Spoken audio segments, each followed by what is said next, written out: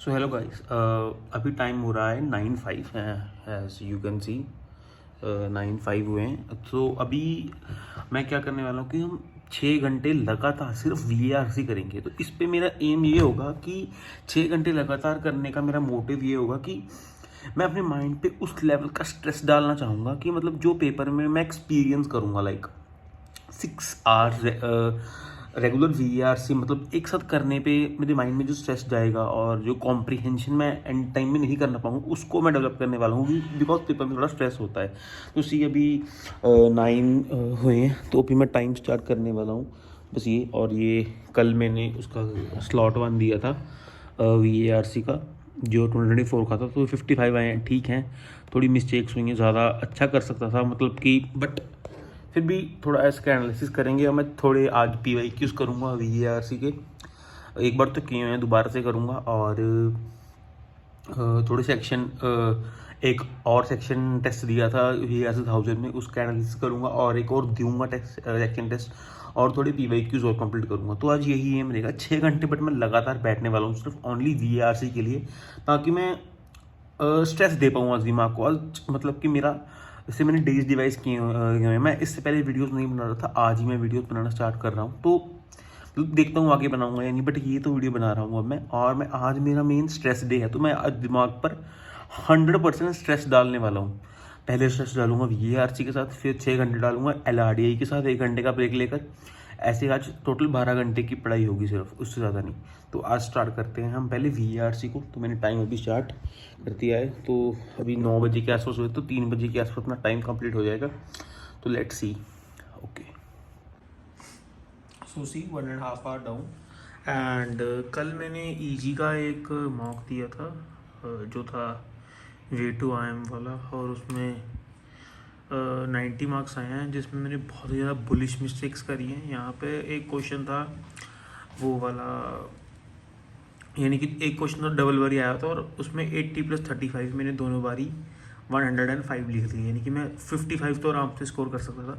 एक दो और गलतियाँ, मतलब कि ईजी पेपर था, और इसमें भी 2-3 बेकार गलतियाँ करी हैं। और मैं VARC EG का अटैम्प्ट नहीं करता, मैं सिर्फ सिमकैट और CDC का ही करता हूँ, क्योंकि ऐसे मेरी जो ओपिनियंस हैं, जो भी मैं कॉम्प्रिहेंशन कर कर ओपिनियंस बनाता हूँ, तो कोई बारी वो जो EG जो सिमकैट और CDC में अप्लाई होते हैं, वो यहाँ थोड़े मेरे रैशनल के एंगेज जाते हैं, तो मैं इसे अवॉइड करता हूँ। तो मैं उसके साथ ही स्टिक करता हूँ, जो मेरी उधर उसी को, उसके सॉल्यूशंस को ही मतलब कि फॉलो करता हूँ। तो इसलिए मैं वही देता हूँ। इसका सिर्फ मैं लाडे और क्वाड देता हूँ, तो डिसेंट था। तो 90 आराम से 100 तक जा सकते थे। और इसमें भी 10th रैंक आई है, तो अगर मैं VARC से तो शायद कुछ ज़्यादा आ जाते। और पहले मैंने इसके सेक्शन टेस्ट वगैरह भी दिए हैं और मॉक्स भी दिए हैं EG के।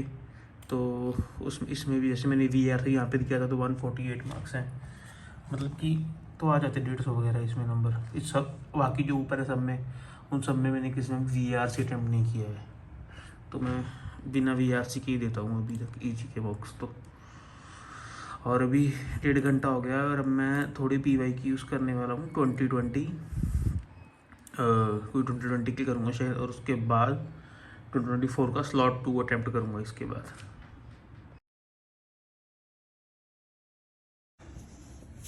ओके, सो 3 आवर्स जाऊँ एंड 2020 के 2-3 PYQs, VARC के 3 RCs हो गए हैं। और अब हम 2024 का स्लॉट 2 का ओनली VARC का सेक्शन अटेम्प्ट करेंगे। देखते हैं क्या मार्क्स आते हैं, क्या ऐसा रहता है। चलो टेस्ट की बात देखते हैं। So guys, we have attempted that section, 4 hours passed down, and 36 marks, quite low. I don't know that so many mistakes. पक्का मन लग ही रहा था, मुझे लग ही रहा था कि यहाँ पे 3 आने चाहिए, 2, हाँ 2 आने चाहिए। Now we are having, however, we are having the last size of here the it may be a tad more complicated than that. That is this 40, अगर ये ठीक हो जाता तो। Okay, this was tough. यार इट मीन्स मेरी RC ज़्यादातर सही गए हैं। RC में 1 मिस्टेक, ठीक है, 2 मिस्टेक,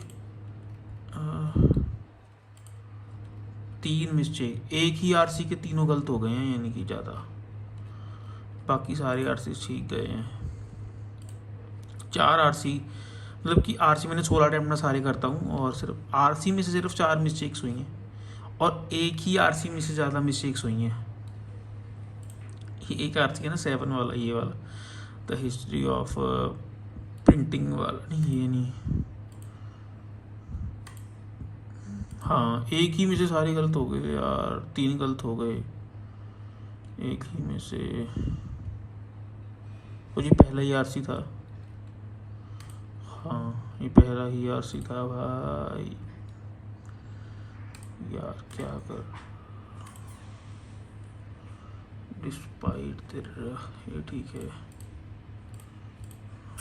ओके।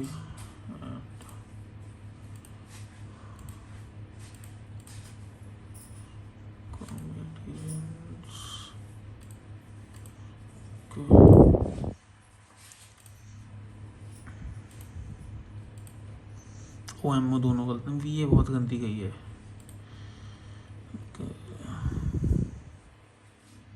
आर सी सही है और एक ही आर सारा गलत हुआ है।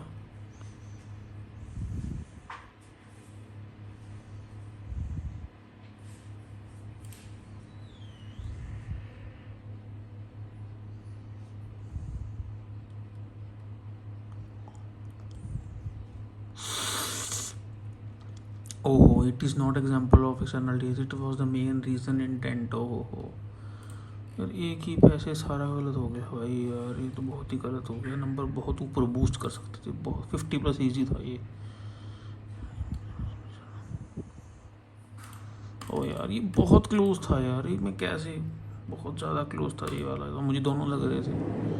मुझे लगा इसमें पता क्या हुआ, ये वाला था ये बहुत क्लोज था और मैंने सोचा कि मैं मेन आइडिया पर चाहता हूँ। मेन आइडिया तो यही है ना, मैं typically end up being used for entire different advance, main idea ये है। बट यहाँ शो वो कर रहा था could not visualize the impact of the prevention society. तो ठीक है वो एडिसन के केस में था या उसमें था, बट थोड़ा सा हार्ड था, ये हार्ड क्वेश्चन है। बाकी सारे आरसी मेरे बाकी सारे सही हैं, एक गलत हुआ है। मैं स्ट्रेस भी ज़्यादा आरसी पे देता हूँ। ये मुझे लगता है कि मेरी कॉम्प्रिहेंशन पक्का देख, मेरा अगर होता है ना तो मैं एक ही सारा गलत, तो मैं कभी ऐसा नहीं हुआ कि एक किसी में से दो दो दो, दो हर में से 2 गलत, ऐसे नहीं होते। इसकी मेरी कॉम्प्रिहेंशन गलत होगी तभी ये सारे गलत हो गए हैं। ऑथर फुट जब कॉम्प्रिहेंशन सही होती है ना तो सारा पैसे सही ही जाता है। इनोशियस ऑर्बिटल बैंड में more recent advantage of potential to be more threatening globally. हाँ ठीक है, पोटेंशियल तो है ही। It has become far easier for people.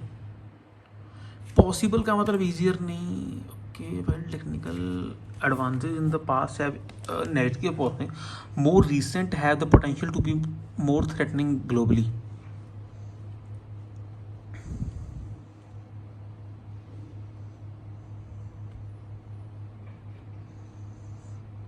More recent advances have the potential to be more threatening globally.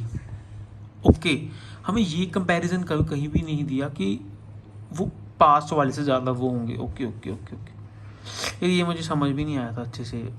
Comprehension इसमें पक्का comprehension की गलती हुई है मेरी यार। इजी था, मतलब कि 50+ आराम से था यार, 50+ पेपर आराम से था।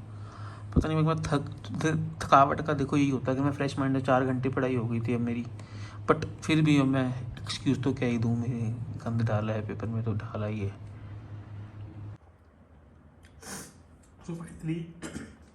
So finally 6 hours done and अब तक बहुत ज़्यादा एग्जॉस्ट हो गया हूँ मैं वीकली आरसी करके। अब थोड़ा इसके बाद रेस्ट लेके DLR करेंगे। तो अब इस वीडियो को मैं यही एंड करता हूँ और आगे भी अगर ऐसा कोई मैं सेशन लूँगा तो डेफिनेटली वीडियो डालूँगा, अगर इस पर रिस्पॉन्स आया तो भी डालूँगा। और एक बात मैं आपको बता देना चाहूँगा कि जैसे अब मैंने इतने टाइम में कम से कम 1000 से ज़्यादा आरसीज पढ़ लिए होंगे, ज़्यादा ही 2000 से ज़्यादा आरसीज पढ़ लिए होंगे। तो मैं एक बात आपको बता दूँगा कि सबसे ज़्यादा ज़रूरी कॉम्प्रिहेंशन है आपके लिए, उससे इम्पॉर्टेंट कुछ भी नहीं है। अगर आपको पैसे से कॉम्प्रिहेंड नहीं हुआ है, आप नहीं आंसर कर सकते क्वेश्चन को सिर्फ स्ट्रैटेजीज लगा कर कि ये टोन पर गलत है, इस पर गलत है, इस पर गलत है, नहीं कर सकते वो। अगर करोगे भी उसमें ज़्यादा टाइम लग जाएगा, इसलिए कॉम्प्रिहेंड वेल।